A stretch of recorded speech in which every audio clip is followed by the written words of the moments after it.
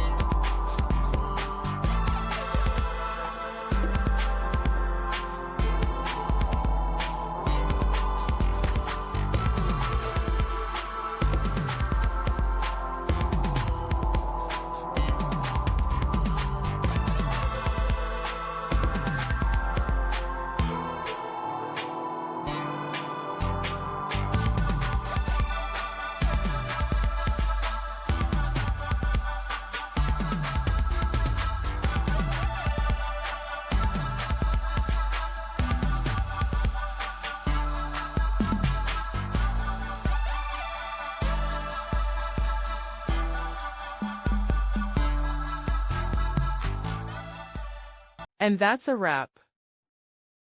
I hope you found the answer you were looking for. If you did, take a second to hit that subscribe button. It really helps out. And let me know in the comments which solution worked best for you. See you next time in the debug zone.